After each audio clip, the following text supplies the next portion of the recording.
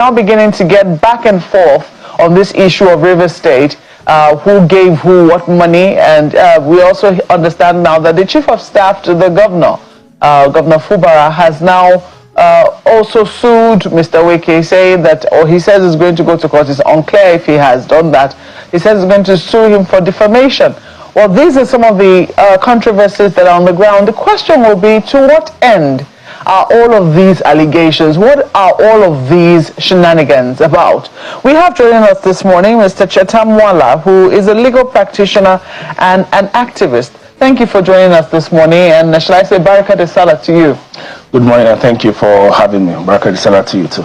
Well, you have always maintained that this dispute in River State is between the governor, Governor Fubara, and, you know, his erstwhile godfather, Minister of the FCT, Nyesom Wike. And I'm wondering, you know, this conflict certainly has now gone out of hand. It has now involved, will I say, it has involved everyone. It has involved Nigeria as a whole, because we now have at the federal government level, the president declaring a state of emergency, the National Assembly getting involved to approve that. And we see the controversy is generally causing because everyone is saying, no, this is right, this is wrong. This is basically where we're at.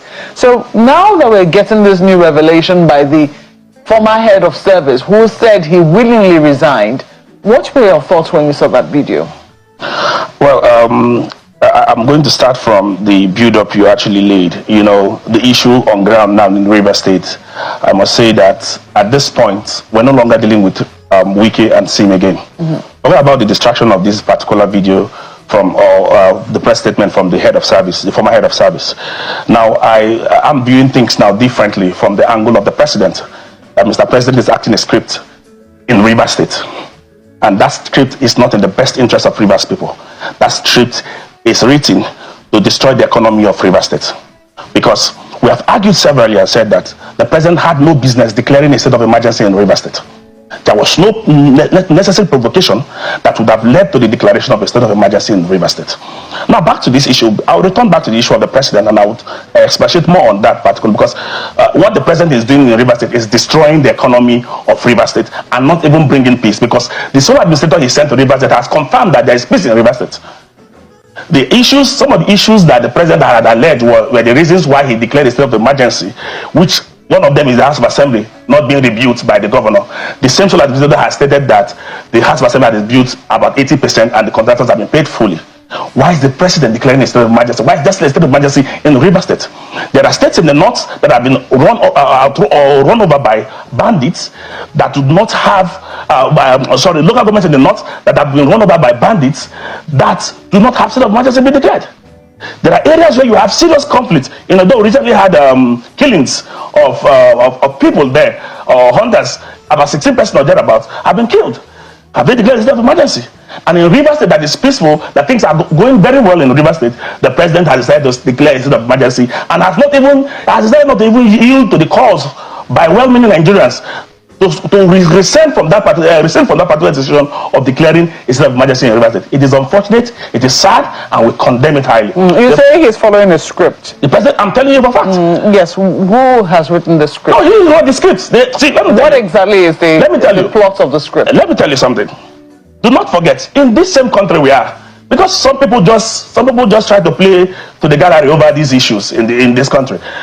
In this country where we all are, nobody is more Nigerian than the other. We're all Nigerians. Anybody who finds himself in leadership position is only privileged to lead us and must lead us in that circumstance. A few years ago, there was a leaked audio between the Vice President, Kashim Shettima, and Ibikunle Amosu, the then governor of Ogun State, where they had talked about in that particular leaked audio that they were going to destroy the economy of the southeast and boom the economy of the north, and as well the economy of Lagos and the west, and that the southeast was going to suffer in this circumstance. Now, from what we are seeing, if you point out that audio was accepted. No, whether it was accepted or not, but we are seeing certain things in that regard playing out. And it is giving us concern that this may be linked to that particular audio. Whether that is true or not, but we are seeing signs of it. Because ask me or tell me, why was a state of emergency declared in River State? Which investor will go to River State today to go and invest in Rivers State where there is a state of emergency. If there was no script against Rivers State, if there was no interest to destroy the economy of Rivers State, why did the president declare people? Why is not yielding to calls of Nigerians to remove the state of emergency in Rivers State?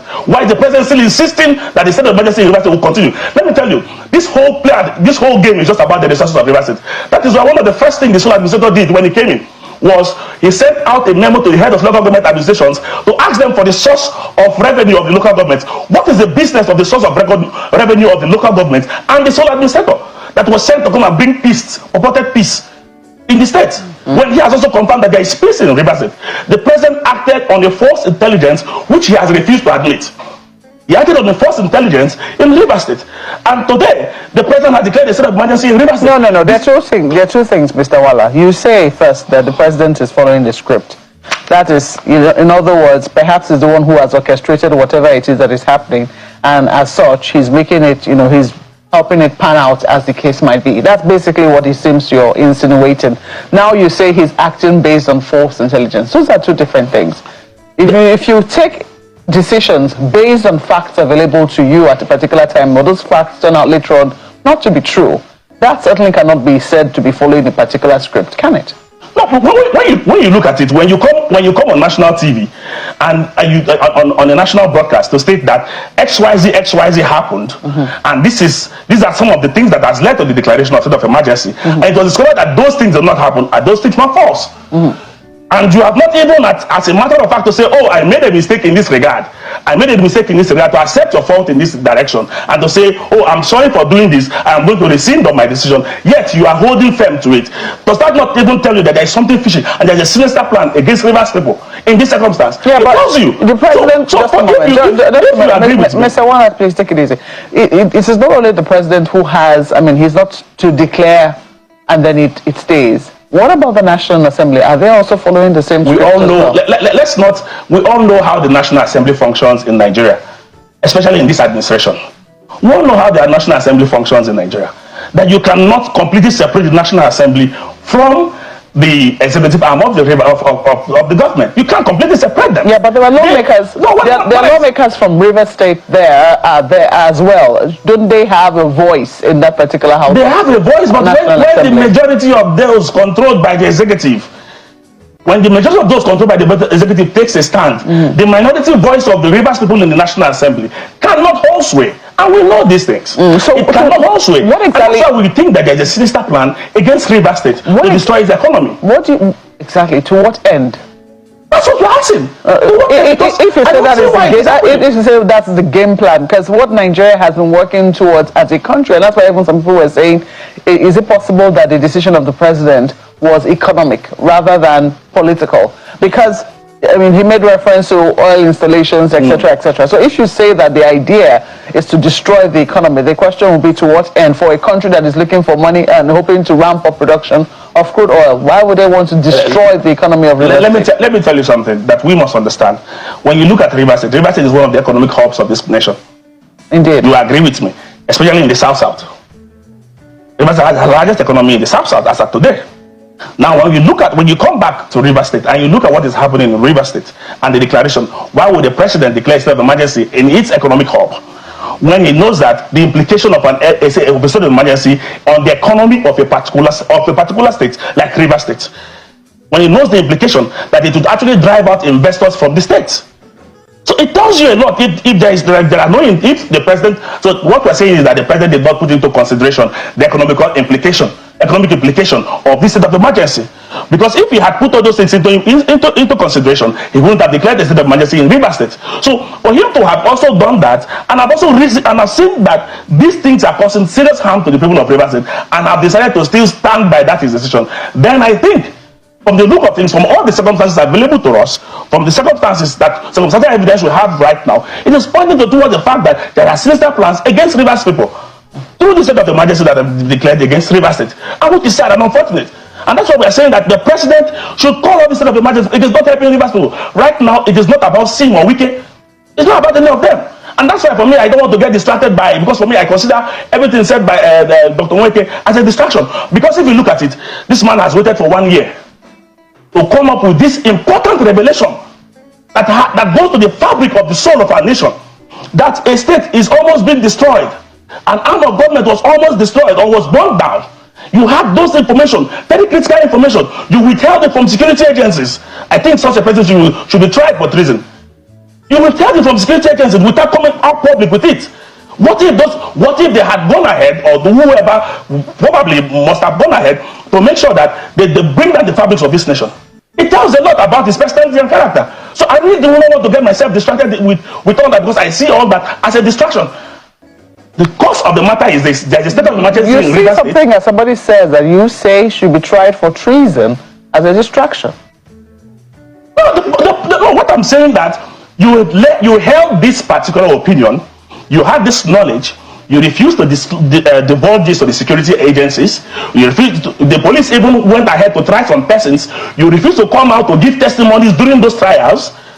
You kept quiet over it, and you decided not to come out. It is after the court had reached a decision on some of the persons that were tried during this particular period that you're now coming out 1 year later to give this testimony. What should they do with the testimony? A fresh investigation should be opened when the matter becomes sub judice, when the court has already pronounced on the issue on ground. Should we start dealing with it again? So that's why I said I don't want to be distracted by the whole shenanigans happening with Dr. George Winke. So quickly, I'm going to ask you, what is the way forward right now? The first thing that we need to do as a country is the first president should actually remove the state of emergency in Rivers State. It is not helping Rivers State in any way. It is only giving us the indication that the president has other plans for Rivers State. That is not in the best interest of Rivers State. The state of emergency has not helped anything. What problem has it solved? We can't find any problem in state of emergency in Rivers State that has solved. None can be found. But we are still in a state of emergency. Nobody is coming to invest in Rivers as of today. The sole administrator is doing whatever he likes. He's acting, of course, you can see now, they moved all the allocations, both the local government allocations and the state allocation, and channeled down to the sole administrator, who does not even have a budget he is working on. And we ask ourselves, the sole administrator will wake up in the morning, take a united decision, suspend certain persons whose tenures were even guaranteed by the Constitution. And at the end of the day, what we see on ground is that the man, whatever he does, he's comfortable. And ask ourselves, has the Constitution of Nigeria been suspended in Rivers State? So in other words, no longer working in Rivers State. So if we do not remove this state of emergency in Rivers State, we will continue to destroy the economy of Rivers State, by extension destroying the Nigerian economy. Well, it's a fine place to leave it. We have to thank you so much for your time with us this morning. Mr. Chatam Mwala is a legal practitioner and also an activist.